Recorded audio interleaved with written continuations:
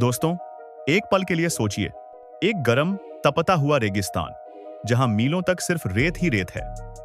अब इमेजिन कीजिए कि उस रेगिस्तान के बीच में कोई अरबों करोड़ों टन यानी बिलियंस ऑफ टन्स साफ मीठा पानी डाल दे। बिना नमक का पानी। क्या होगा? क्या वहां एक नया शहर बस जाएगा? क्या रेगिस्तान हमेशा के लिए हरा भरा हो जाएगा? आपके दिमाग में जो भी तस्वीरें बन रही हैं, उन्हें रोक लीजिए, क्योंकि अमेरिका ने सच में ऐसा किया था, या कहें कि उनसे गलती से ऐसा हो गया था। और उसके बाद जो हुआ, उसने पहले तो लोगों को खुशी से झूमने पर मजबूर कर दिया, लेकिन फिर एक ऐसी सच्चाई सामने आई जिसने सबको हैरान और परेशान करके रख दिया। यह कहानी है इंसान की एक छोटी सी गलती से बनी जन्नत की, और फिर उसी जन्नत के एक भयानक सपने में बदलने की। तो कुर्सी की पेटी बांध लीजिए, क्योंकि हम सफर पर निकलने वाले हैं, एक ऐसी झील की कहानी जानने जो गलती से बनी और आज एक टिकिंग टाइम बॉम्ब बन चुकी है। एक गलतफहमी जिसने इतिहास बदल दिया। ए मिसअंडरस्टैंडिंग दैट चेंज्ड हिस्ट्री। ये कहानी शुरू होती है साल 1905 में। सदर्न कैलिफोर्निया के तपते रेगिस्तान, जिसे सॉल्टन सिंक कहते थे, वहां पर इंसानों ने सोचा कि कोलोराडो नदी के पानी को कैनाल्स यानी नहरों के जरिए खेती के लिए लाया जाए। प्लान बड़ा सिंपल था, नदी से पानी लो, खेती करो और इलाके को आबाद करो। लेकिन कुदरत के प्लान कुछ और ही थे। भारी बारिश और पिघलती बर्फ की वजह से कोलोराडो नदी में इतनी जबरदस्त बाढ़ आई कि इंसानों के बनाए हुए कमजोर कनाल उस पानी के प्रेशर को झेल नहीं पाए। कनाल की दीवारें टूट गईं और कोलोराडो नदी का पानी एक नई दिशा में बहने लगा। और यह दिशा थी आगे बढ़ते जाना, उस सूखे रेगिस्तान की तरफ, सॉल्टन सिंक की तरफ। एक दिन नहीं, 2 दिन नहीं, पूरे 2 साल तक कोलोराडो नदी का अरबों टन मीठा पानी उस रेगिस्तान के गड्ढे में जमा होता रहा। इंजीनियर्स ने लाख कोशिशें की, लेकिन नदी के गुस्से के आगे उनकी एक न चली। 2 साल बाद जब इस लीकेज को रोका गया, तब तक उस रेगिस्तान के बीचों बीच एक विशाल झील बन चुकी थी। एक ऐसी झील जो इंसानों ने प्लान नहीं की थी। इसका नाम रखा गया द सॉल्टन सी। कैलिफोर्निया की सबसे बड़ी झील, रेगिस्तान में जन्नत का जन्म, the birth of a paradise in the desert. शुरुआत में तो ये एक चमत्कार जैसा था। जो जमीन सूखी और बंजर थी, वहां अब मीलों तक नीला साफ पानी था।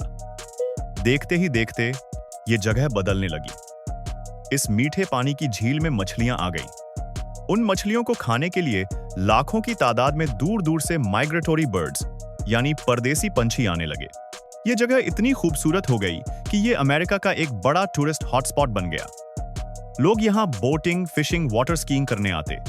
झील के किनारे बड़े बड़े रिजॉर्ट्स, होटल्स और यॉट क्लब्स खुल गए। Frank Sinatra, the beach boys जैसे बड़े बड़े सेलिब्रिटीज यहाँ आने लगे। एक समय पर यहाँ येलोस्टोन नेशनल पार्क से भी ज्यादा टूरिस्ट्स आते थे। लोगों ने इसका नाम अमेरिकन रिवियरा रख दिया। एक गलती ने रेगिस्तान में एक जीती जागती खुशहाल जन्नत बना दी थी। सबको लगा कि उन्होंने कुदरत पर जीत हासिल कर ली है, लेकिन वो ये नहीं जानते थे कि कुदरत अपना हिसाब जरूर करती है। इंडियन पर्सपेक्टिव, प्रकृति से खिलवाड़ की सीख।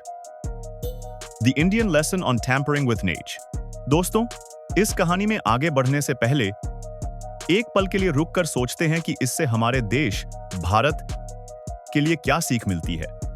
हमारे देश में भी पानी की समस्या कितनी बड़ी है, ये हम सब जानते हैं।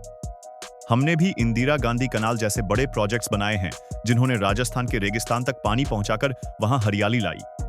हम रिवर लिंकिंग जैसे एम्बिशियस प्रोजेक्ट्स पर भी बात करते हैं। सॉल्टन सी की कहानी हमें चेतावनी देती है। ये हमें बताती है कि जब हम नेचर के सिस्टम में इतना बड़ा बदलाव करते हैं, तो उसके अनजाने परिणाम भी हो सकते हैं।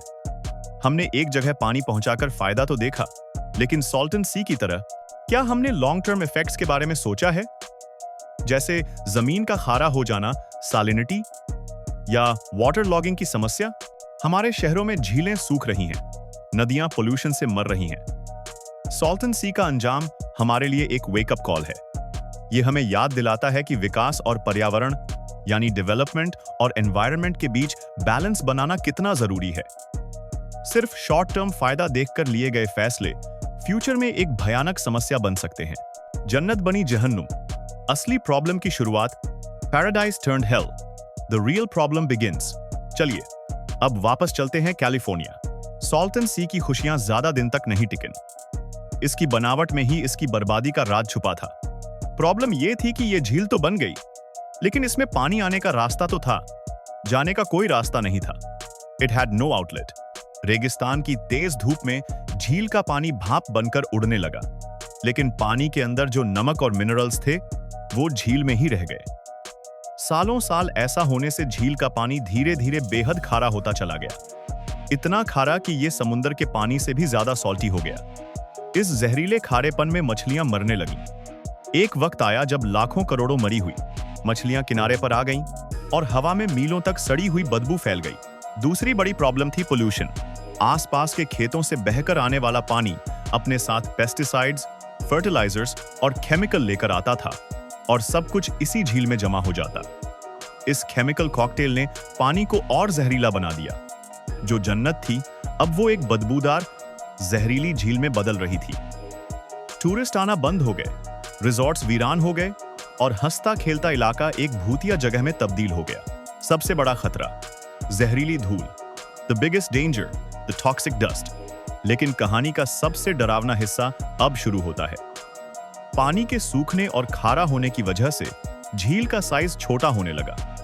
जैसे जैसे झील पीछे हट रही थी, वो अपने पीछे सूखी जमीन छोड़ रही थी। लेकिन ये मामूली रेत नहीं थी, ये वो जमीन थी जिस पर 60-70 सालों तक खेती के जहरीले केमिकल्स, हैवी मेटल्स जैसे आर्सेनिक, सेलेनियम और नमक की एक मोटी परत जमी हुई थी। अब जब रेगिस्तान की तेज हवाएं चलती हैं, तो वो इस जहरीली धूल को अपने साथ उड़ाकर ले जाती हैं। ये धूल आसपास के शहरों और गांवों में फैल जाती है।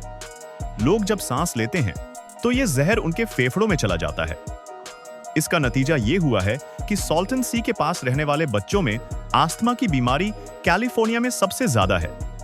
लोगों को सांस की तकलीफें, नाक से खून आना और कैंसर जैसी गंभीर बीमारियों का सामना करना पड़ रहा है। एक गलती से बनी झील अब हजारों लोगों के लिए एक हेल्थ इमरजेंसी बन चुकी है। भविष्य की चुनौती, क्या कोई सॉल्यूशन है? The future challenge, is there a solution? आज अमेरिका के सामने ये एक अरबों डॉलर का सवाल है कि इस गलती को कैसे सुधारा जाए।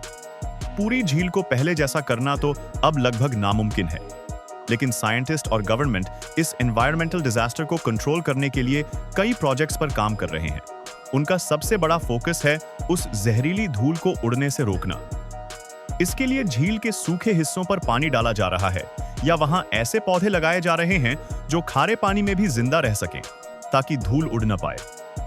कुछ हिस्सों में छोटी छोटी वेटलैंड्स बनाई जा रही हैं ताकि पंछियों को एक सेफ हैबिटेट मिल सके। लेकिन यह सब करना बेहद महंगा और मुश्किल काम है। ये हम सबके लिए एक सबक है। इंसान जब कुदरत के साथ बड़े पैमाने पर छेड़छाड़ करता है, तो उसके नतीजे कितने भयानक हो सकते हैं।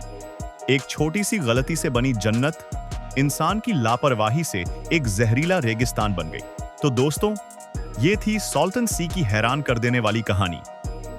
ये कहानी हमें बताती है कि प्रोग्रेस और नेचर के बीच में बैलेंस रखना कितना जरूरी है। आपको क्या लगता है, इस तरह के एनवायरमेंटल डिजास्टर से बचने के लिए हमें क्या कदम उठाने चाहिए? अपने विचार नीचे कमेंट्स में जरूर शेयर कीजिए। अगर आपको ये वीडियो इंफॉर्मेटिव लगा हो तो इसे लाइक करें, अपने दोस्तों के साथ शेयर करें और हमारे चैनल को सब्सक्राइब करना ना भूलें। मिलते हैं अगले वीडियो में एक और ऐसी ही रोचक कहानी के साथ। धन्यवाद।